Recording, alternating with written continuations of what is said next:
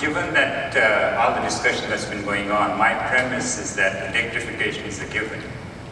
So my emphasis is going to be more on the how and looking at it from a battery manufacturer's perspective.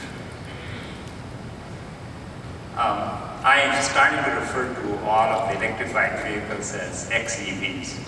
That is all flavors of non-plug-in HEVs, the plug-in HEVs, the range-extended EVs, and the final step, pure battery electric vehicles. But in each case, as you know, battery is the most critical enabler or disabler, depending on your perspective, because it can make up anywhere from 5 to 50% of the vehicle's cost, depending on the level of electrification and how the requirements are set. And furthermore, you have to design the battery to last the life of the vehicle.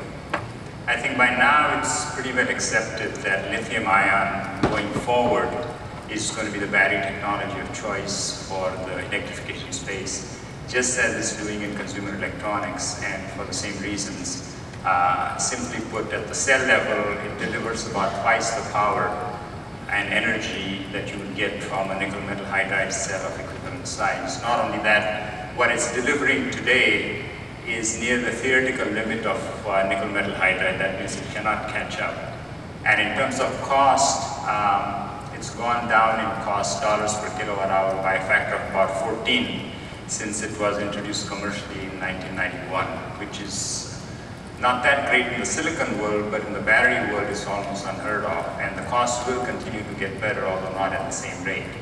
And from a battery producer's perspective, particularly lithium-ion, it's sort of heartening to see the progress we've made just in the last 4 or 5 years. I remember back in 2006, it took a lot of convincing for people to believe that lithium-ion was the right choice.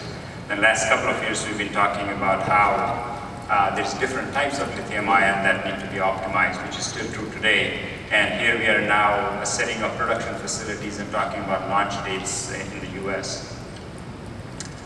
In terms of the market, and I just want to briefly touch on it again from a battery maker's perspective, it's actually a very good time to be in the battery business because we expect growth in all segments for electrification. And by segments, I mean levels of electrification, not types of vehicles.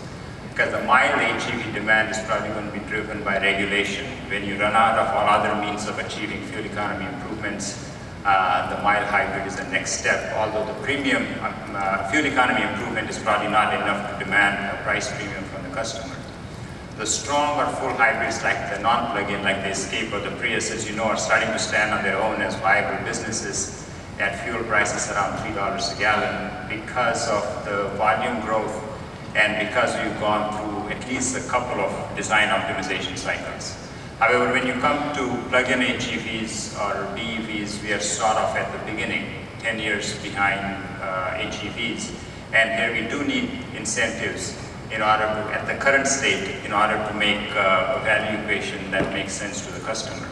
But here again, I believe we are on a track that gives us confidence that this will become a self-sustaining business, a rational business proposition going forward. Just briefly looking outside the US, I think for a variety of reasons, the vehicle size, the distances people drive, the expectations for performance, the type of traffic and so forth, that the acceptable battery size is much smaller for a BEV outside of the US than it is in the US, which means that the market is likely to develop and grow there faster than in the US. However, individual home charging will continue to be a significant issue. Even though we've said that lithium-ion is the right battery choice, not all lithium-ion are created equal. And in fact, there are significant trade-offs, and therefore the battery chemistry has to be optimized for a given application. I have to give a lot of credit for the Tesla team. When they did the battery pack for their vehicle, the only commercially available cell was the 18650. And so there's a lot of ingenuity in putting that together as a battery pack, but things are different now. And let me just give you one metric, which is the power to energy ratio. In a non-plug-in hybrid, the battery is expected to provide only part of the vehicle's power, the rest comes from the engine.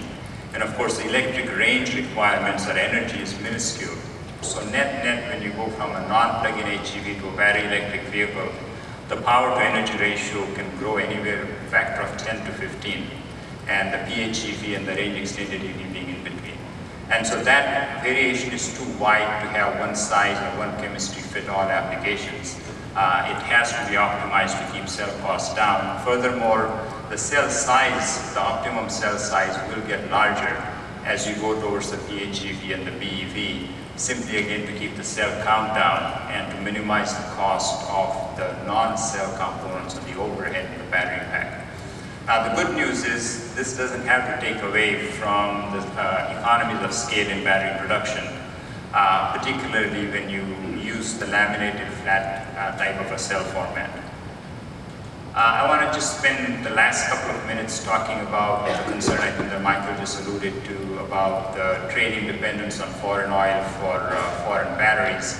I hope everyone recognizes by now that when it comes to knowledge and understanding of lithium-ion, we are actually in very good shape in the US. In fact, some of the original R&D, as you know, University of Texas and so forth, was done here. And as we speak, there is the state-of-the-art is being pushed to several universities, laboratories, and companies.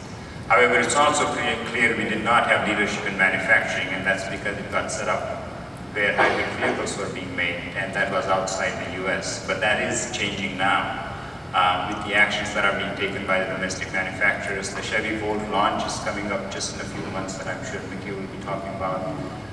Ford will be introducing the BEV, the Focus BEV that was available for ride and drive, and of course the many non-plug-in HEVs they have in their plants as well as on the road.